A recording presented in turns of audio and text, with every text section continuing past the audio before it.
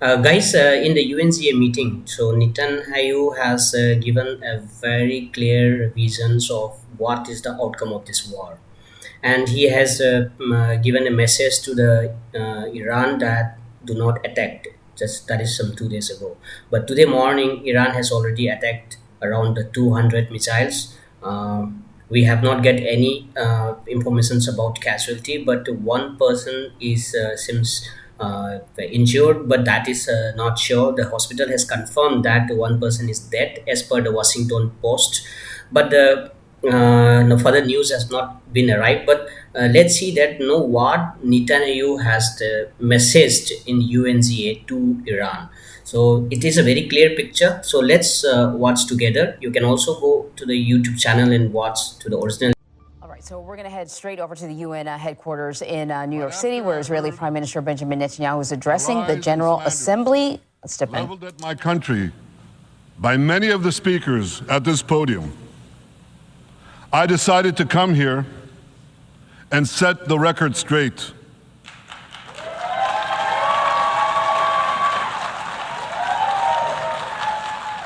I decided to come here to speak for my people, Right. to speak for my country, Yes. to speak for the truth. That's great. Great message. And here's the truth. Israel seeks peace. Israel yearns for peace. Israel has made peace and will make peace again. Yeah, that is what the Israel always used to claim, that they want peace, but Israel is always highlighting to the other, the Gazas and to the Palestinian that do not disturb Israel. So we will stay as coexistence. That's what he's trying to mean. Yet we face savage enemies who seek our annihilation, and we must defend ourselves against these savage murderers. Our enemies seek not only to destroy us, they seek to destroy our common civilization and return all of us to a dark age of tyranny and terror.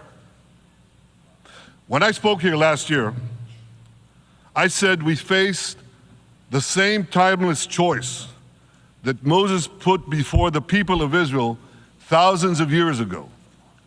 As we were about to enter the Promised Land, Moses told us that our actions will determine whether we bequeath to future generations a blessing or a curse. And that is the choice we face today. The curse of Iran's unremitting aggression, or the blessing of a historic reconciliation between Arab and Jew. In the days that followed that speech, the blessing I spoke of came into sharper focus. A normalization deal between Saudi Arabia and Israel seemed closer than ever. But then came the curse of October 7th. Thousands of Iranian-backed Hamas terrorists from Gaza burst into Israel in pickup trucks, on motorcycles, and they committed unimaginable atrocities. They savagely murdered 1,200 people. They raped and mutilated women. They beheaded men. They burned babies alive. They burnt entire families alive, babies, children, parents, grandparents, in scenes reminiscent of the Nazi Holocaust.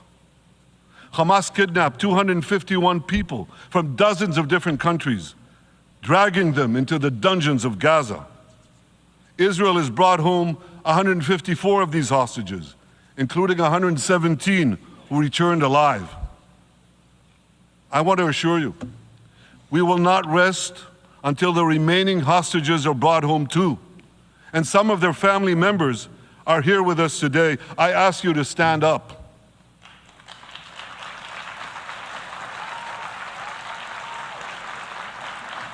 With us is Eli Stevie, whose son Idan was abducted from the Nova Music Festival. That was his crime. A music festival. And these murderous monsters took him. Kobe Smirno, whose son Jonathan was murdered, and his corpse was taken into the dungeons, into the terror tunnels of Gaza, a corpse held hostage. Salim al-Atrash, whose brother Muhammad, a brave Arab Israeli soldier, was murdered. His body too was taken to Gaza. And so was the body of Ifat Hyman's daughter in Bar, who was brutally murdered at that same music festival.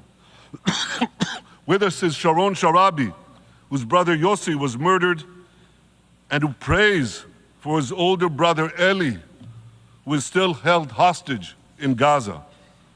And with us too is Yizhar Lifshitz from kibbutz Nir Oz, a kibbutz that was wiped out by the terrorists. Thankfully, we achieved the release of his mother Yocheved, but his father Oded is still languishing in an underground terrorist hell of Hamas. I again promise you, we will return your loved ones home. We will not spare that effort until this holy mission is accomplished.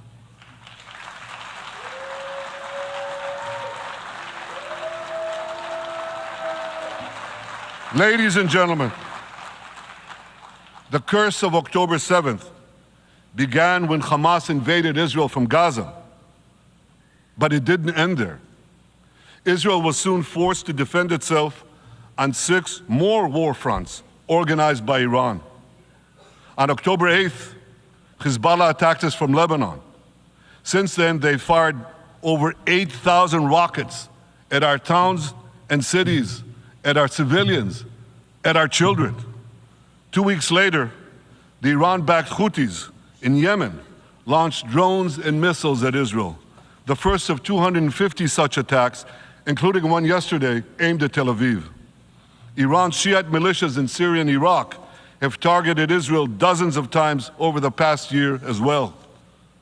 Fueled by Iran, Palestinian terrorists in Judea and Samaria perpetrated scores of attacks there and throughout Israel. And last April, for the first time ever, Iran directly attacked Israel from its own territory, firing 300 drones, cruise missiles, and ballistic missiles at us. I have a message for the tyrants of Tehran. If you strike us, we will strike you. There is no place.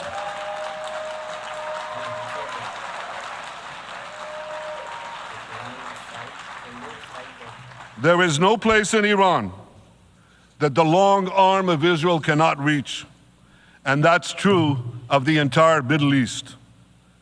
Far from being lambs led to the slaughter, Israel's soldiers have fought back with incredible courage and with heroic sacrifice. And I have another message for this assembly and for the world outside this hall. We are winning.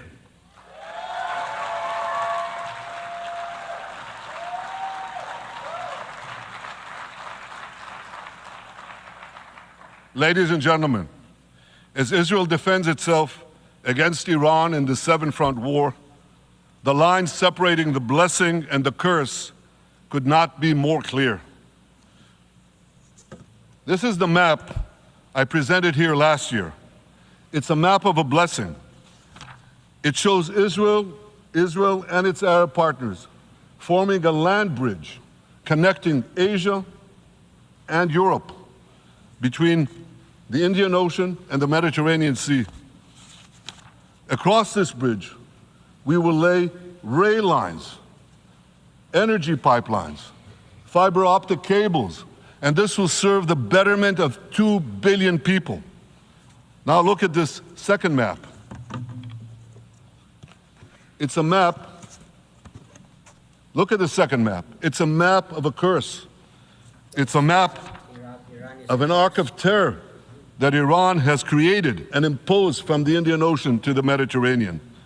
Iran's malignant arc has shut down international waterways. It cuts off trade.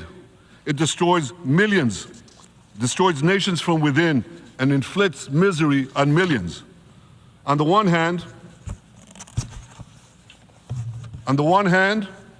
a bright blessing, a future of hope. On the other hand, a dark future of despair. And if you think this dark map is only a curse for Israel, if you think that, then you should think again. Because Iran's aggression, if it's not checked, will endanger every single country in the Middle East and many, many countries in the rest of the world. Because Iran seeks to impose its radicalism well beyond the Middle East. That's why it funds terror networks on 5 continents. That's why it builds ballistic missiles for nuclear warheads to threaten the entire world. For too long, the world has appeased Iran. It turns a blind eye to its internal repression. It turns a blind eye to its external aggression. Well, that appeasement must end. And that appeasement must end now.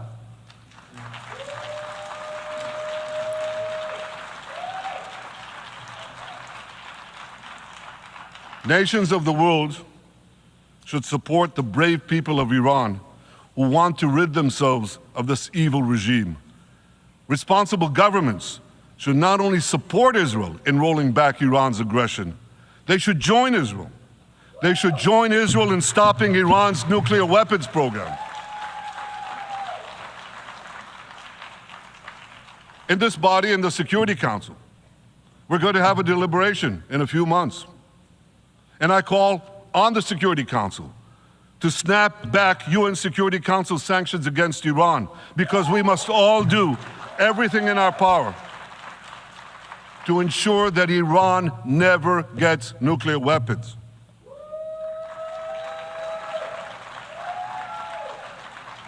For decades, I've been warning the world against Iran's nuclear program. Our actions delayed this program by perhaps a decade, but we haven't stopped it. We've delayed it, but we haven't stopped it. Iran now seeks to weaponize its nuclear program for the sake of the peace and security of all your countries. For the sake of the peace and security of the entire world, we must not let that happen. And I assure you, Israel will do everything in its power to make sure it doesn't happen.